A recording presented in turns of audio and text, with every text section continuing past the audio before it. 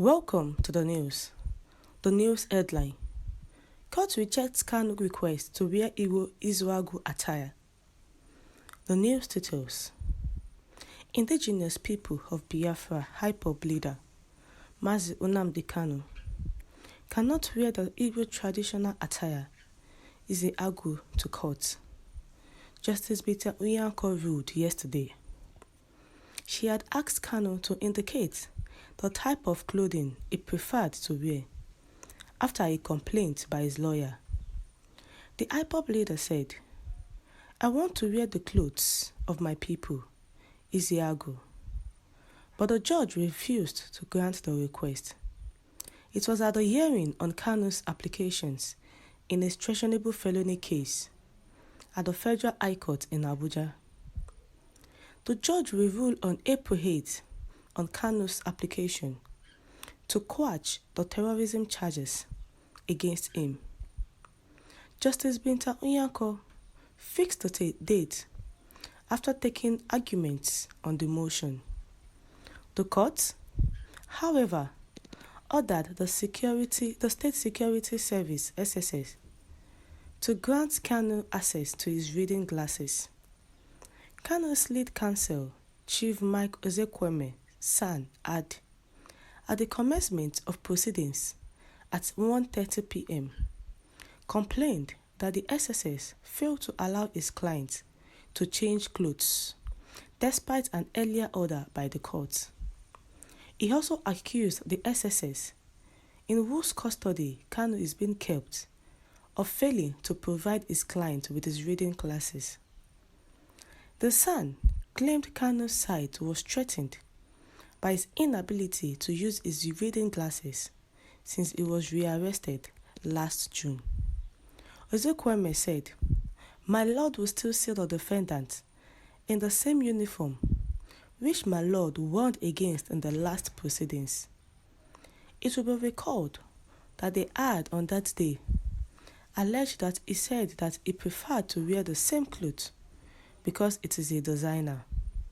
However, since that time, the younger brother of the defendant, his lawyer and sister have gone 3 times with materials for him to change, but they refused to collect them. So bad was it that Ifeanyi Ejiofor, another lawyer in the defense team, had to call the Director of Legal Services and complained to him. The director told him that he would do something about it, that he would contact the Director of Operations to ensure that the order was carried out. But since then, nothing has been done. They have not allowed him to change his clothes. My lord, since 2015, his glasses were taken from him. The one he wore before his extraordinary rendition from Kenya was also taken from him. Till now, he does not have glasses to wear, and his eyesight is deteriorating. My lord, we don't want the defendant to go blind. That is why we have decided to bring it to the attention of the court," Ozekweme said. Counsel for the prosecution, Shuab Labaran, said the clothes brought by Kanu's family had lion hearts drawn on them, adding that such designs offended their operating procedures of the SSS.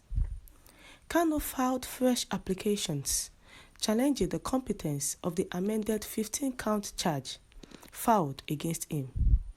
He is praying the court to quash the charge because they were frivolous and that the alleged offences were committed outside Nigeria. The prosecution has argued against the applications and prayed the court to dismiss them.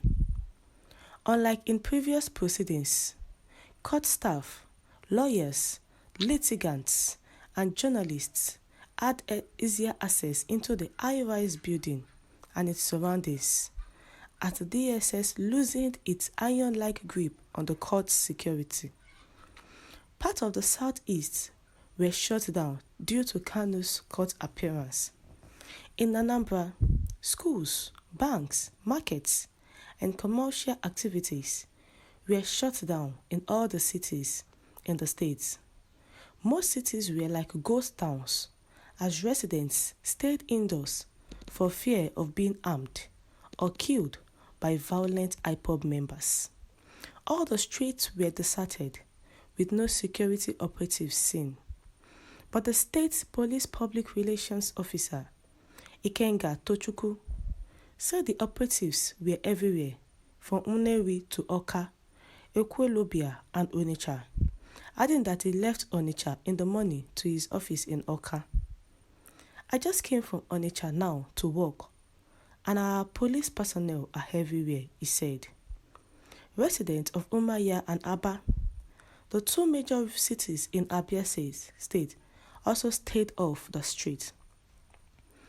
Our correspondent, who monitored the two major cities, reports that markets, including the popular Ariaria International Market, were closed for business. Banks, schools, and other public and private institutions were also shut due to fear of possible attack. Kanu, who was rearrayed on January 19, pleaded not guilty to the 15-count terrorism charge. He filed a preliminary objection to the charge, praying the court to strike out or quash them. On the same day, an Umuahia High Court in Abia State awarded 1 billion naira damages to him in a judgment on his fundamental rights suit. In the amended charge, Kanu was accused of making a broadcast with intent to intimidate the population, in which he threatened that people will die, the whole world will stand still. He was also accused of issuing a deadly threat that anyone who flouted his sit-at-home order should write his or her will, which resulted in a lockdown of the Southeast. Kanu also professed himself to be a member and leader of IPOB, a proscribed organization in Nigeria, contrary to and punishable under Section 16 of the Terrorism Prevention Amendment Act 2013. It was said to have incited members of the public to hunt and kill Nigerian security personnel and their families. The federal government said Kanu directed IPOB members to manufacture bombs and to destroy public facilities. Now, about the clothes of Mazi Nnamdi Kanu. Recall that even when the president wanted to go and visit Imo State, the clothes he was putting on had lion hearts. So why the case of Mazi Nnamdi Kanu? Why is Nigeria government so biased about Igbos? What has Isiagu clothes got to do with government?